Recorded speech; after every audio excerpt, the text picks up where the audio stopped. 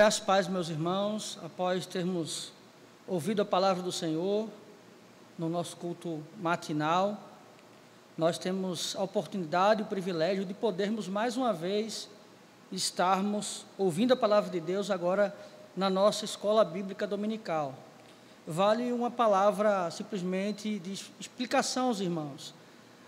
Tivemos a nossa escola bíblica no domingo passado, de forma ao vivo, mas devido a algumas logísticas, não podemos fazer para este domingo. Portanto, eu peço a compreensão dos irmãos, mas nós vamos estar lá no chat do YouTube, interagindo com os irmãos, preparando também os irmãos para a escola bíblica e estando à disposição para qualquer pergunta, né, e nós interagirmos no chat do próprio YouTube. Então, nós temos para hoje a nossa escola bíblica, a lição 12 da nossa revista, e ela continua justamente no livro do profeta Zacarias.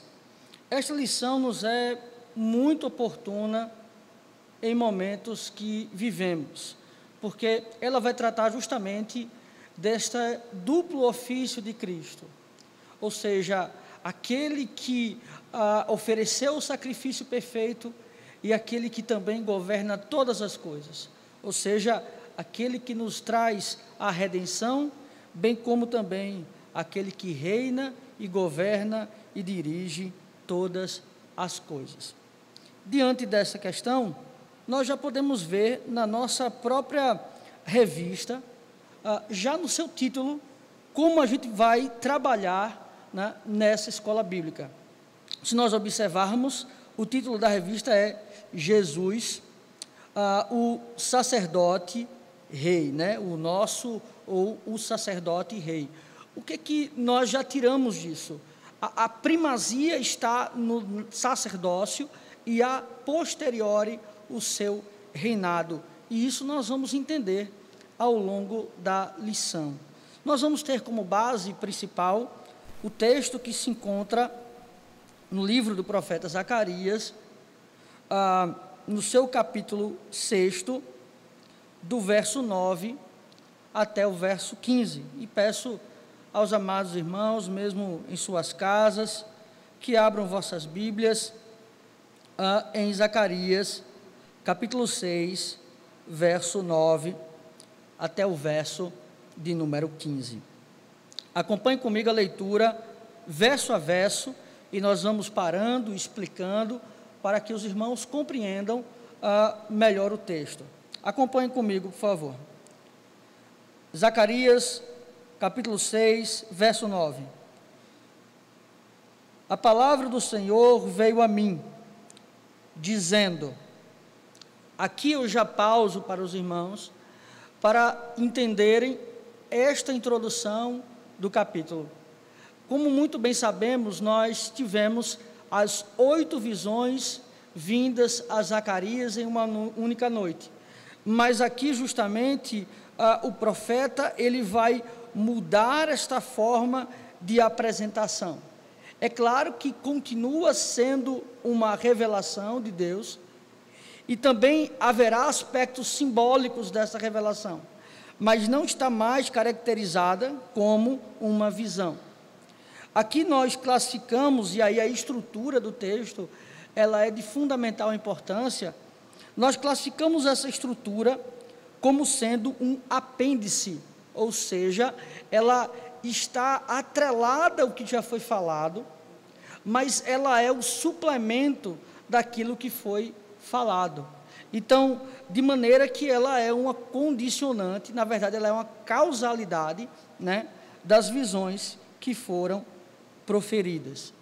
Mas se nós fôssemos pensar nessa lição, o que ela nos traria como uma palavra-chave, né? Como seria esta palavra vinda a nós? Ora, nós poderíamos então resumir justamente a gloriosa obra redentora de Cristo. A gloriosa obra redentora de Cristo. Então, quando nós vemos essa passagem, ele já começa com: a palavra do Senhor veio a mim, dizendo. Mais uma vez a palavra vem ao Senhor, vem ao profeta, não como visão, mas não deixa de ser revelação de Deus. Ele vai dizer no verso de número 10, acompanhe comigo: recebe dos que foram levados cativos, a saber, de Eldai, de Tobias e de Gedaías, e vem no mesmo dia e entra na casa de Josias, filho de Sanfonias, para o qual vieram da Babilônia. Aqui há uma informação importante para a nossa lição. Nós vamos estar tratando, sobretudo, de dois aspectos, porque há dois personagens que estão presentes nas visões de Zacarias. Um é Zorobabel, ou seja, um governador imperial. O outro, justamente, é Josué, um sumo sacerdote. Um representando o poder civil e o outro representando o poder religioso. De maneira que, então, este texto ele está atrelado, sobretudo, ao papel de Josué. E nós vamos entender por isso. E quando nós vemos esses personagens adentrando agora, justamente, na história, nós temos que entender que aqui se faz uma grande comissão. E esta comissão está retornando a Jerusalém, e vindo justamente da Babilônia. E ora, por que essas pessoas estão vindo? Colaborar com a reconstrução do templo. Lembrem-se que esse é o cerne da denúncia e da exortação do profeta Zacarias, que é contemporâneo de Ageu. A sua intenção justamente motivar o povo a continuar a obra que Deus estabeleceu. Muitas incertezas estavam nos seus corações, eles queriam retomar as suas vidas, reconstruir as suas casas, mas havia algo que era essencial e prioritário: a reconstrução do templo, que é justamente aonde Deus se revela ao seu povo. E quando nós vemos esses personagens sendo introduzidos, ora, é porque eles vêm para contribuição para a casa do Senhor, contribuição para a obra do Senhor. E de maneira que, então, ele cita esses personagens vindo da Babilônia, ou seja, vindo do cativeiro. O que é importante para nós entendermos é que muitos não quiseram sair da Babilônia para Jerusalém.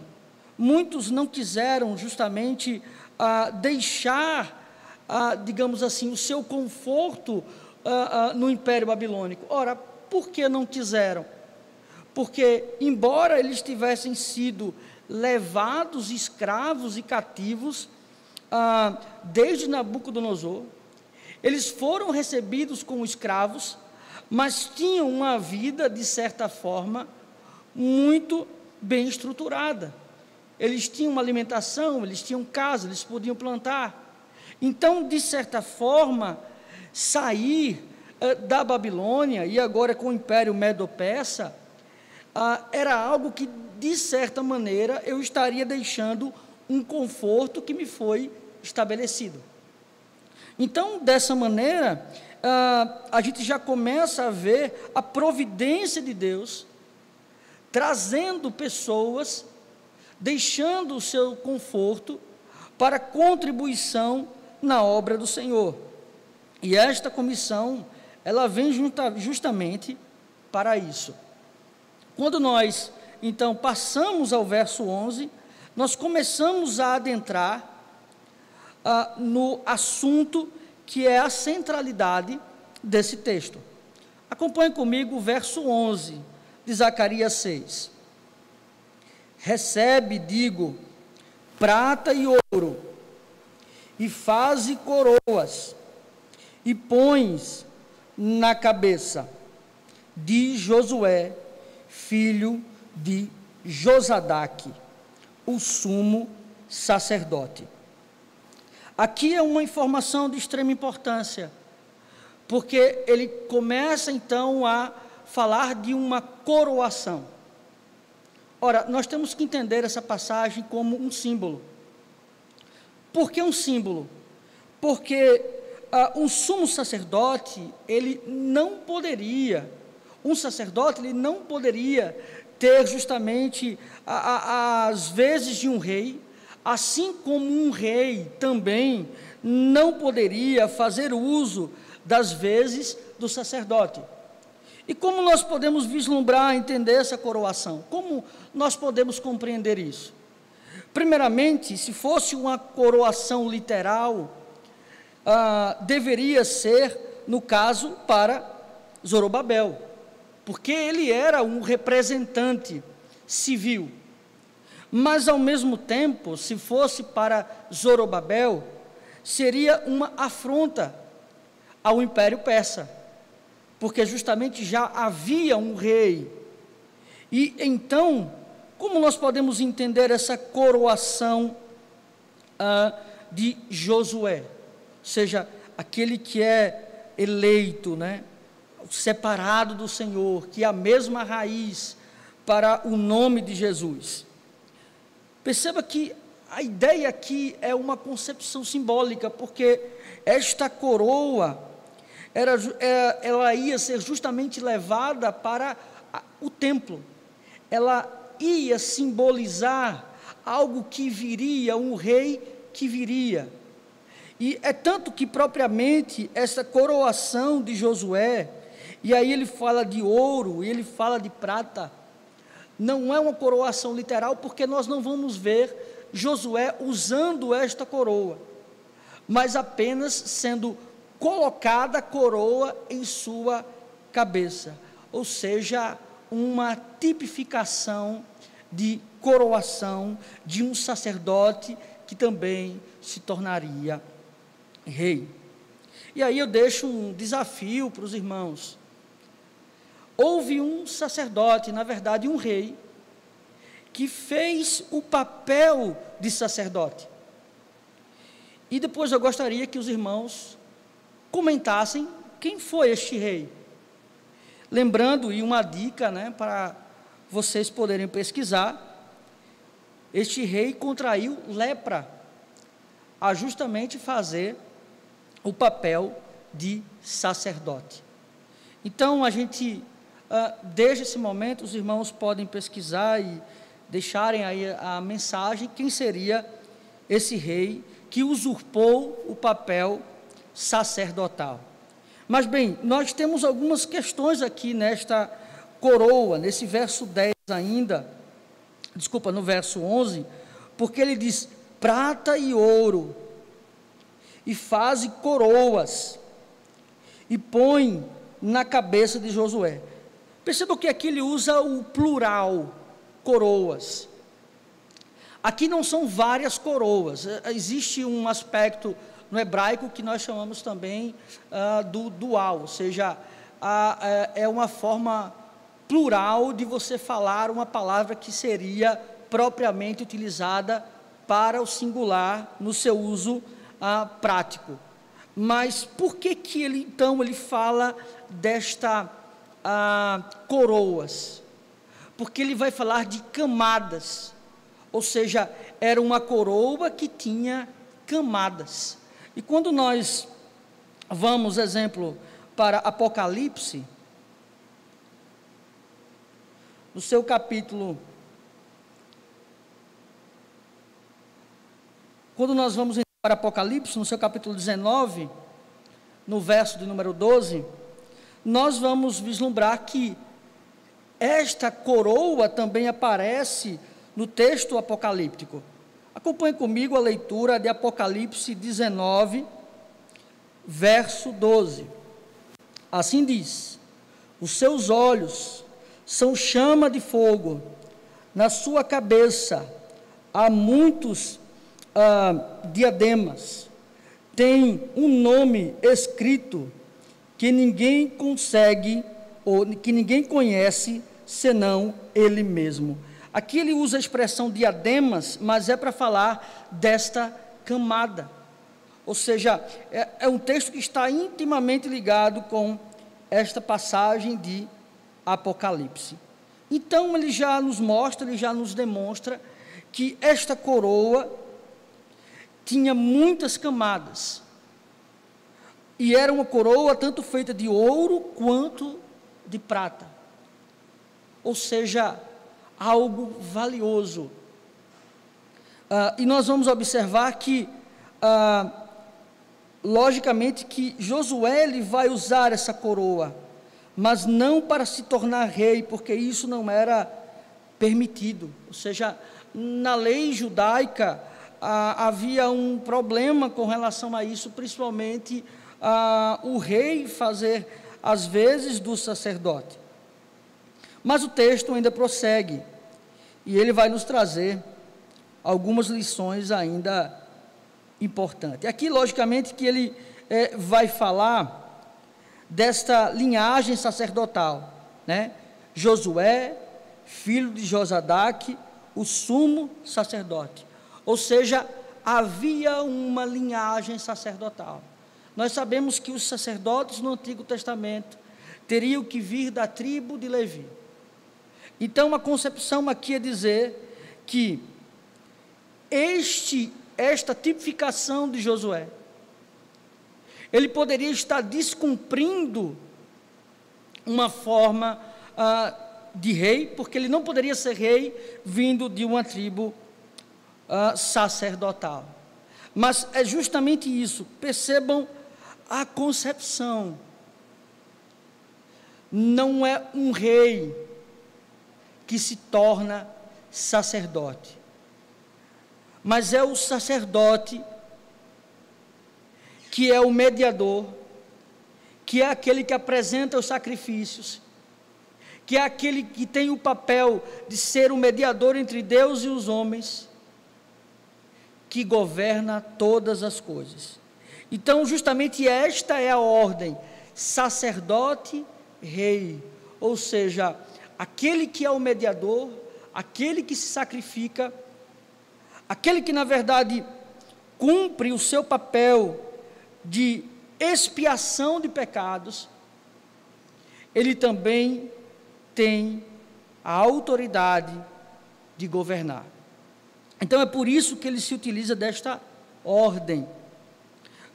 Então, no verso 12, ele vai tratar um outro aspecto importante, que ele vai dizer: e diz-lhe, assim diz o Senhor dos Exércitos, eis aqui o homem, cujo nome é Renovo, ele brotará do seu lugar e edificará o templo do Senhor.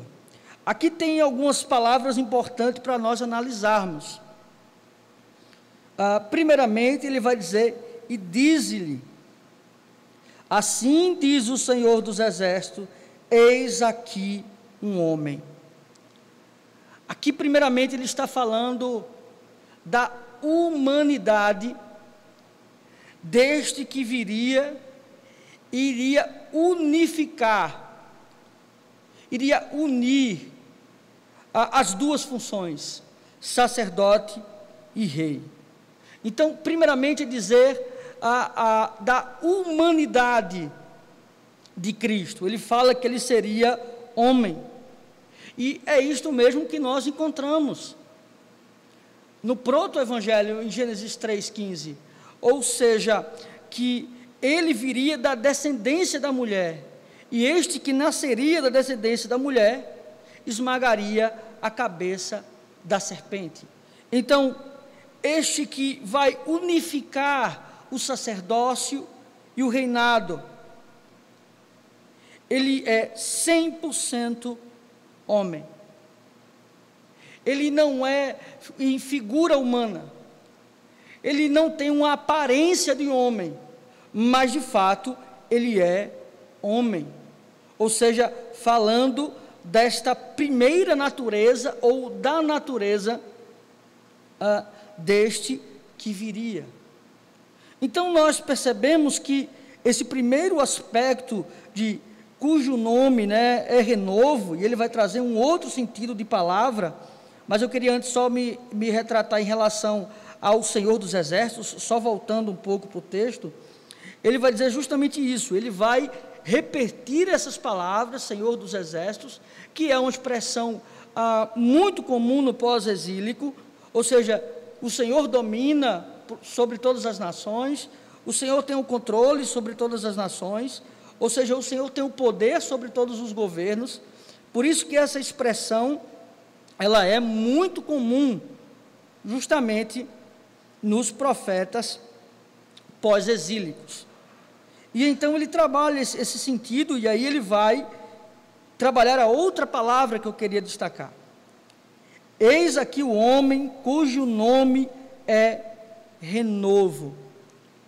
Esta palavra, ela retoma o seu sentido, que foi tratado em Zacarias 3, falando deste renovo. Mas o que seria este renovo? Como nós poderíamos entender o renovo? Basicamente o capítulo 3 de Zacarias trata isso, mas resumindo, é dizer a sua origem. O renovo, ele trata justamente da origem humilde, da origem simples. O seu nome é renovo, ou seja, a simplicidade, a origem humilde, a forma também humilhante pelo qual este que seria sacerdote e rei, ele se colocava, e nós podemos vislumbrar isso nesta humilhação e exaltação de Cristo, quando nós lemos Filipenses capítulo 2, dos seus versos de 8 até o verso de número 11, ele vai falar justamente isso, né, que ele se humilhou, né, assumindo a forma de servo. Ele vai falar que Cristo exaltou sobremaneira. Então, humilhação e exaltação de Cristo, e aí ele fala desse papel sacerdotal, né, de Cristo, e continuando o texto, ele vai dizer: ele brotará do seu lugar e edificará o templo do Senhor. Ora, quando ele fala justamente desse brotará, nós podemos nos ligar justamente ao aspecto do rebento de Jessé, e nós podemos então dizer, ora, ele frutificará, porque o que nós vamos ver ao longo da projeção e da revelação bíblica da sua progressão? Ou seja, nós vamos vislumbrar justamente isso. Há um povo escolhido de Deus, um pequeno povo, e de repente ele brotará do seu lugar e edificará o templo. Ele fala então desta simplicidade, que na verdade trará algo grandioso. Ou seja, se nós formos comparar a igreja que inicia justamente no Antigo Testamento, se inicia com Adão e Eva, apenas 2, e se torna justamente um povo grandioso. E quando ele fala desse brotar, ele não está falando só para Israel, ele não só está falando para aqueles que estão em Jerusalém, mas ele está falando para um povo de Deus, o Israel espiritual, e ele trata esse sentido, né? E ele edificará o templo do Senhor. Aqui é interessante esse sentido, porque a construção deste templo, né? Ele não fala em reedificação, ele não fala em reconstrução, mas ele fala no verdadeiro templo do Senhor. Ele não usa a palavra que poderia ser muito comum aqui, como é comum na sexta visão, de reedificar, mas ele usa uma palavra ele vai edificar. Quando nós olhamos justamente esse termo, é porque ele está falando da plenitude desse templo, desse verdadeiro templo. Quando nós olhamos para a história bíblica, Davi, ele ansiava, ele anelava por ser aquele que construiria a casa do Senhor. Ele, inclusive, tenta fazer isso, mas Deus não dá a ele este privilégio de ser aquele que construiria o templo. O interessante é que quando nós olhamos para a história de Davi, nós vemos que ele é um rei sanguinário, que ele busca sempre a guerra. Mas a quem é dado o privilégio de cumprir a construção do templo? Este privilégio é dado ao seu filho Salomão. E justamente a própria palavra vai dizer que Salomão é um rei de paz. Ou seja, aquele rei que não foi à guerra. Então, o sentido de dizer que este templo pleno do Senhor será construído por aquele que não é de guerra, mas sim de paz. Quando nós vamos ao texto de Isaías 9, no seu verso 6, ele então vai dizer o nome deste rei, desse príncipe, deste edificador, e o seu nome será Conselheiro, Pai da Eternidade, Príncipe da Paz. Príncipe da Paz. Então, esta edificação do templo é promovido por aquele que traz a paz. E qual é a ideia aqui? Reconciliação com Deus. O templo onde Deus se revela. A própria Bíblia vai dizer que Cristo tabernaculou, ou seja, ele é a própria revelação, ele é o ápice. Mas, se nós olharmos ainda para as Escrituras, nós podemos vislumbrar algumas coisas, e aí, sempre que eu fizer a citação, você vai abrindo a Bíblia e vai conferindo se de fato a citação que eu estou falando, ela está correta. E aí nós vamos olhar principalmente para, primeiramente, Gênesis, no seu capítulo 7, no seu capítulo 14, a partir do verso 18. E Gênesis, quando fala justamente no seu capítulo 14, a partir do verso 18, ele vai falar de Melquisedeque. Ora, meus irmãos, vale salientar que Melquisedeque não é Cristo. Aqui não há justamente a encarnação de Cristo, mas Melquisedeque justamente é esta tipificação daquele que ao mesmo tempo é sacerdote e rei. E ele vem justamente para mediar com Abraão.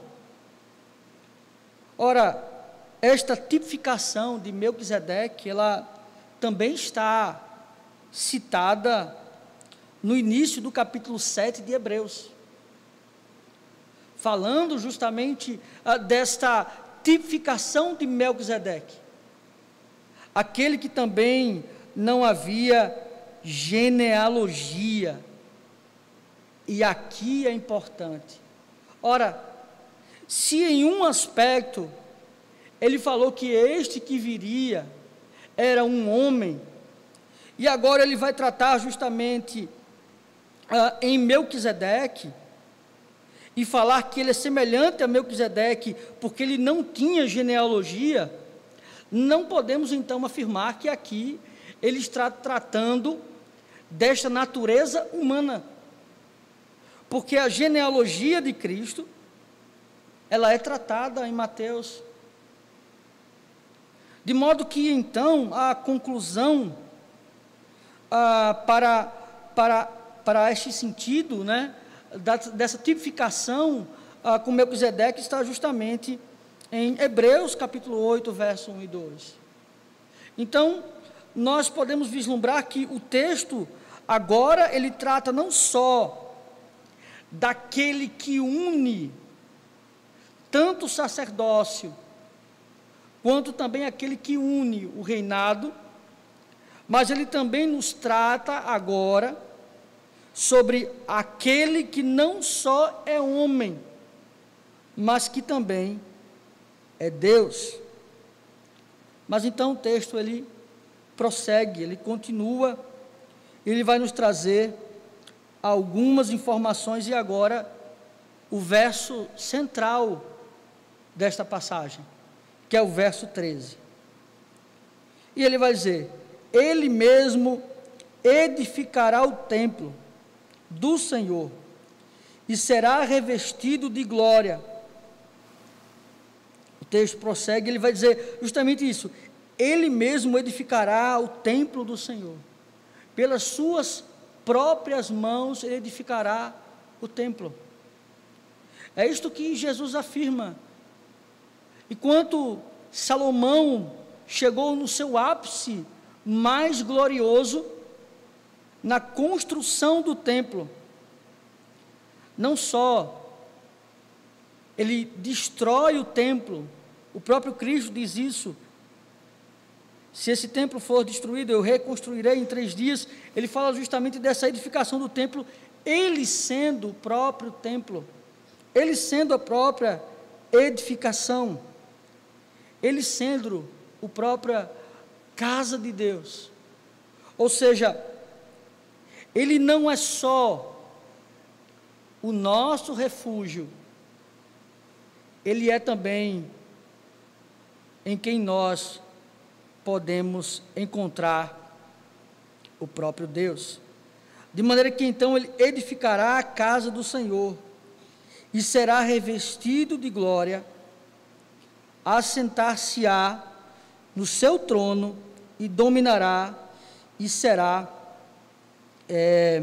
sacerdote no seu trono e reinará perfeitamente e em perfeita união entre ambos os ofícios.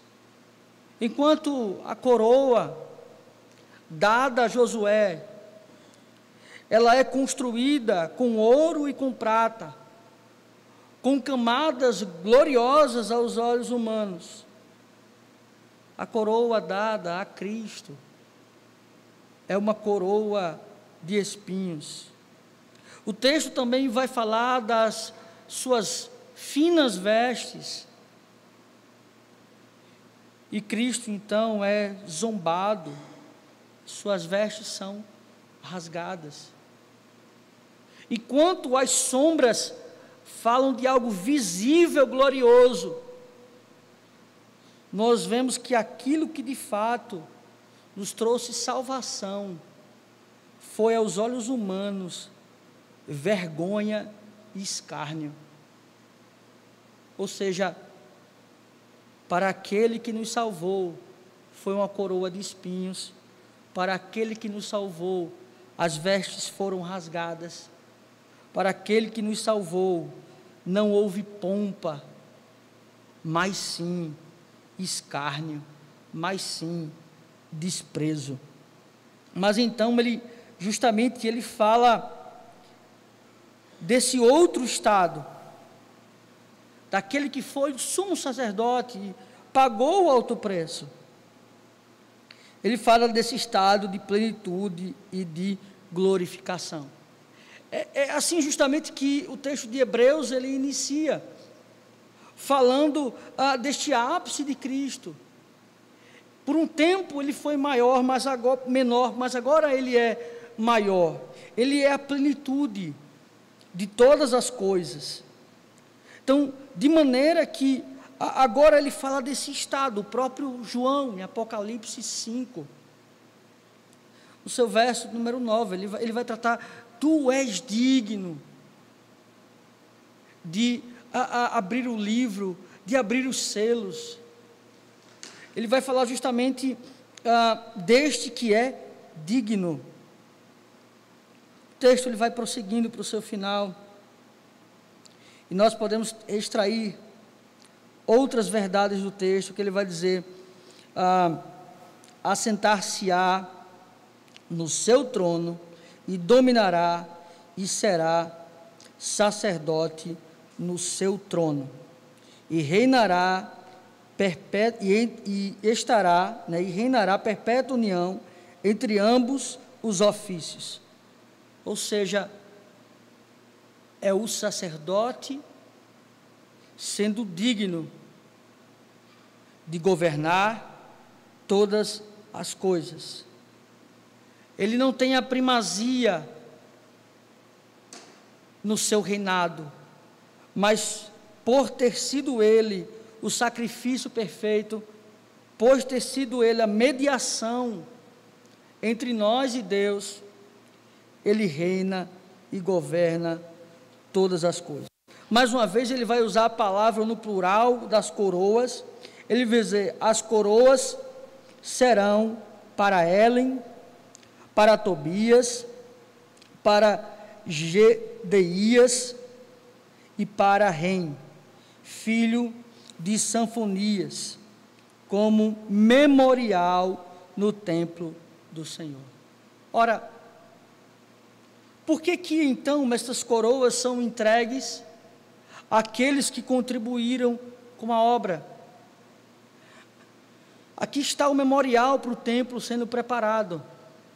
Aqui é justamente a concepção para a própria igreja. Há um lugar preparado para nós, há uma coroa de glória a nos ser entregue. Então, de maneira que o sacrifício desse sacerdote, o seu reinado eterno, ele garante ao seu povo, ele garante aos seus, aqueles pelo qual ele morreu, uma coroa. E não é uma coroa como foi entregue para ele, uma coroa de espinhos, mas é justamente uma coroa gloriosa. É justamente isso, é a ideia deste sacerdote, deste rei, tendo então se sacrificado pelos seus súditos. Porque aqui está o exemplo de um verdadeiro líder. Não é o povo que se sacrifica pelo seu rei, mas é o próprio rei que se sacrifica pelo seu povo. Aí está a glória de Cristo, se colocando em estado de humilhação e sendo glorificado por Deus. Por fim, no último verso, ele vai dizer, aqueles que estão longe virão e ajudarão a edificar o templo do Senhor. E sabereis que o Senhor dos exércitos me enviou a vós outros, isto sucederá, e se diligentemente, e no caso aqui, ele justamente está terminando o texto, e ele vai tratar justamente isso, outras pessoas virão, outras pessoas também ajudarão na edificação desse templo. Ou seja, não há uma exclusividade de Israel, mas outros povos, outras línguas, outras nações também estarão debaixo deste rei e serão também agraciados com o sacrifício deste sumo sacerdote. E aí ele vai finalizar e vai dizer, ouvistes a voz do Senhor vosso Deus. Ouvir aqui não é só você ter o aspecto sonoro de ouvir a voz de Deus, mas se atenta para aquilo que Deus está revelando a nós. E aí justamente este ouve a voz de Deus só é possível para aqueles que estão vivificados em Cristo. Só é possível ouvir aqueles que têm vida. Quando nós bem sabemos e olhamos o aspecto de morte que é tratado justamente em Efésios 2, Ele nos deu vida.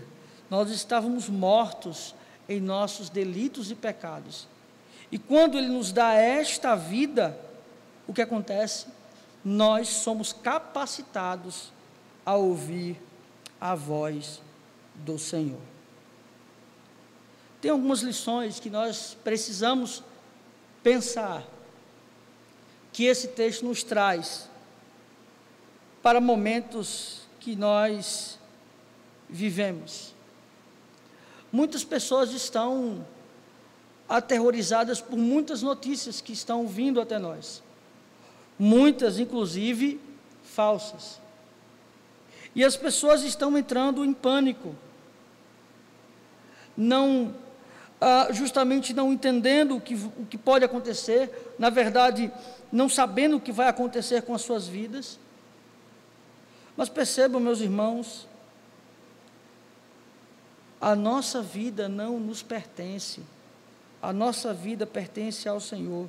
Veja, Ele se sacrificou por nós. Nós precisamos também entender que a nossa vida, que pertence a Deus, ela também, que está debaixo do seu governo, por Ele ser rei, nós temos que estar dispostos a sacrificar as nossas vidas por Cristo. E de maneira que, quando nós olhamos para este sacrifício, nós podemos descansar no Senhor. Porque nenhuma pandemia, nenhuma doença, seja desde o início da humanidade, que nós venhamos a ter, a contrair, pode ser comparado ao sacrifício de Cristo por nós. Nenhuma doença pode ser comparada a este sacrifício. De maneira que, então, nós podemos descansar em Deus, porque esta vida não é o que temos de precioso, mas a vida que foi conquistada por Cristo através da sua morte. O outro aspecto, que é Cristo como Rei, nós queremos pautar então as nossas decisões e ouvir o que governantes estão falando, e devemos obedecer às nossas autoridades, porque elas foram constituídas por Deus. Mas percebam que tudo está debaixo do senhorio de Cristo. Ele é o Rei sobre todas as coisas, Ele governa todas as coisas, nada acontece sem o seu querer e sem a sua vontade. Nesses momentos de incertezas, coloquemos em nosso coração, não é o presidente que governa nossas vidas, seja dos Estados Unidos, seja do Brasil, seja o representante da China, seja qualquer outro governante, não é ele que tem o controle sobre nossas vidas, não é ele que tem o destino das nossas vidas, mas quem tem o controle, o destino das nossas vidas é Cristo. Que Deus nos abençoe, que Deus nos faça compreender as suas verdades. Oremos ao Senhor. Pai, muito obrigado por esse momento de escola bíblica dominical, louvamos o Teu nome, Te agradecemos, porque o Senhor fala através da tua palavra. E nós te louvamos, te bendizemos, porque podemos ouvir a tua voz. Nos faz descansar, porque o Senhor é o sacrifício perfeito. Nos faz confiar, porque o Senhor é o Rei da glória.